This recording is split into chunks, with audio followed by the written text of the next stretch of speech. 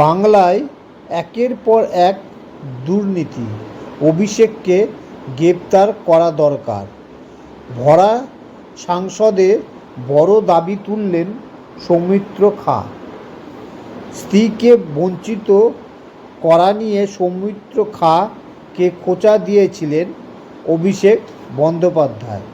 এবার সেই সংসদে দাঁড়িয়ে সরাসরি অভিষেক বন্দ্যোপাধ্যায়ের গ্রেপ্তারির দাবি জানালেন বিজেপি সাংসদ সৌমিত্র খাঁ। শুক্রবার অর্থাৎ আজ সংসদে বক্তব্য রাখতে গিয়ে সৌমিত্র খাঁ বলেন, 5,000 কোটি টাকার দুর্নীতির সঙ্গে যুক্ত তৃণমূল সাংসদ অভিষেককে বলছি, আপনি আয়নার সামনে দাঁড়ান। লিপস অ্যান্ড বাউন্স নিয়ে জবাব দিতে হবে। কেন্দ্রীয় সরকারের যেসব ফান্ড পাঠাচ্ছে তার তদন্ত হওয়া দরকার। বাংলার এত দুর্নীতি হচ্ছে, তার খোঁজ নেওয়ার কেউ নেই। সৌমিত্র খাঁ আরও বলেন, 5,000 থেকে 10,000 রোহিঙ্গা ঢুকছে বাংলায়। এটা শুধুমাত্র পশ্চিমবঙ্গের জন্য নয়, গোটা দেশের জন্য বিপজ্জনক। গোটা বিশ্বের ঠেকা নিয়ে রেখেছেন মমতা বন্দ্যোপাধ্যায়। বিরোধী দলনেতার উপরেও হামলা হচ্ছে। এখন মিনারেল ওয়াটার তৈরির কাজে যুক্ত আছে নিয়োগ দুর্নীতি মামলার নাম উঠে আসা সংস্থা লিপ অ্যান্ড বাউন্স। এমনই দাবি করেছেন তৃণমূল কংগ্রেসের সর্বভারতীয় সাধারণ সম্পাদক তথা ডায়মন্ড হারবারের সাংসদ অভিষেক বন্দ্যোপাধ্যায়। একটি সংবাদ মাধ্যমকে সাক্ষাৎকারে তিনি দাবি করেন, কয়লা পাচার মামলা, গরু পাচার মামলার ক্ষেত্রেও লিপস অ্যান্ড বাউন্সের নাম টেনে আনা হয়েছে। লিপস অ্যান্ড বাউন্সের মাধ্যমে দুর্নীতির অভিযোগ তুলেছিল কেন্দ্রীয় সংস্থা। পরবর্তী নিয়োগ দুর্নীতি মামলায় লিপস অ্যান্ড বাউন্সের নাম জড়ানো হয়েছে, কিন্তু কোনো ক্ষেত্রে তার সংস্থার বিরুদ্ধে কোনো প্রমাণ পেশ করা যায়নি বলে দাবি করেছেন অভিষেক, যিনি নিজে লিপস অ্যান্ড বাউন্সের সিও পদে আছেন।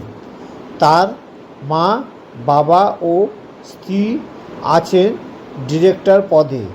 কোথা থেকে ওই টাকা? নিয়োগ দুর্নীতি মামলায় অভিষেকের লিপস অ্যান্ড বাউন্সের নিয়ে ক্ষুব্ধ হাইকোর্ট। ডায়মন্ড হারবারের লোকসভা কেন্দ্রে বিপুল ভোটে জয় পেয়েছে তৃণমূলের অভিষেক বন্দ্যোপাধ্যায়।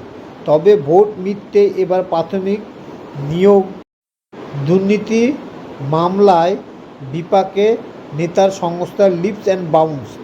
অভিষেকের সংস্থা ও তার ডিরেক্টরদের কাছ থেকে বাজেয়াপ্ত হওয়া সম্পত্তির পরিমাণ এত কম কেন, সেই নিয়ে এবার প্রশ্ন তুললেন হাইকোর্টের বিচারপতি অমৃতা সিনহা। এদিন তদন্ত ধীর গতিতে নিয়ে ফের আদালতে প্রশ্নের মুখে ইডির ভূমিকা। প্রাথমিকে নিয়োগ দুর্নীতির সূত্রে ধরে সামনে উঠে এসেছিল তৃণমূলের সর্বভারতীয় সাধারণ সম্পাদক অভিষেক বন্দ্যোপাধ্যায় সংস্থায় লিপস অ্যান্ড বাউন্স এর নাম। তদন্তের স্বার্থে সেই সংস্থা অফিসে তল্লাশি চালায় ইডি। একাধিক ব্যক্তিকে তলব করে জিজ্ঞাসাবাদ করা হয়। জেরার মুখোমুখি হন অভিষেকও। বাজেয়াপ্ত করা হয় সংস্থার সম্পত্তি। গত এপ্রিল মাসে অভিষেকের লিপস অ্যান্ড বাউন্সের এর কত সম্পত্তি বাজেয়াপ্ত করা হয়েছে সে কথা কলকাতা হাইকোর্টে জানালো কেন্দ্রীয় এজেন্সি এনফোর্সমেন্ট ডিরেক্টর।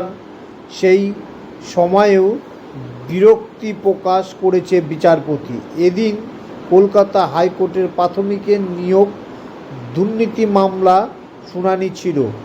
এদিন রিপোর্ট পেশ করা হয়েছিল আদালতে ইডির সামনে। এখনও পর্যন্ত লিপস অ্যান্ড বাউন্স থেকে 148 কোটি টাকার সম্পত্তি বাজেয়াপ্ত করা হয়েছে, যার বর্তমান বাজার মূল্য অন্তত 250 কোটি টাকা।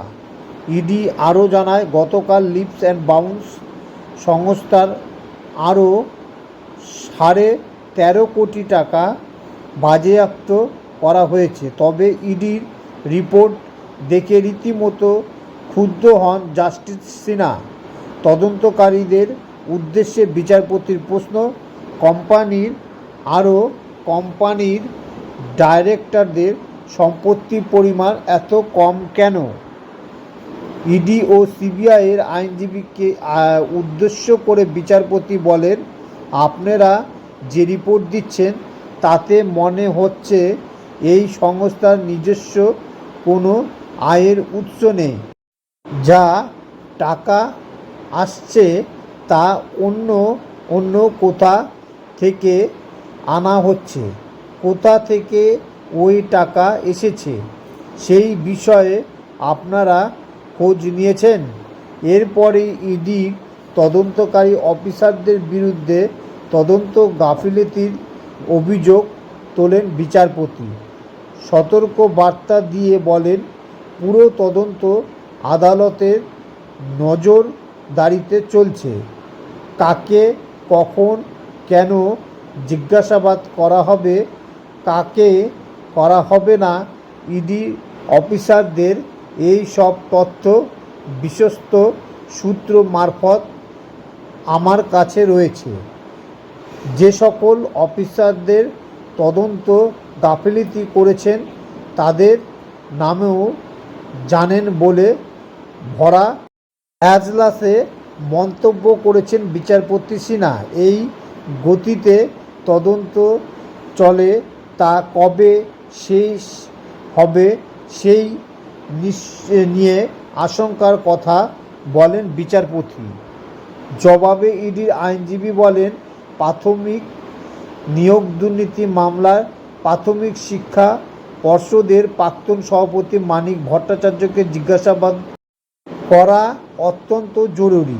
তবে সুপ্রিম কোর্টের রক্ষা কবচ থাকায় তারা সেটা করতে পারছে না। এ কথা শুনে জাস্টিস সিনহা বলেন, সুপ্রিম কোর্টের রক্ষা কবচ থাকলেও মানিককে জিজ্ঞাসাবাদ করা যেতেই পারে, তাতে কোনো বাধা নেই। পাল্টা ইডি জানায়, সুপ্রিম রক্ষা কবচ থাকায় সেভাবে জিজ্ঞাসাবাদ করা যাচ্ছে না। এদিন আদালতের কাছে আরও কিছু সময় চায় ইডি।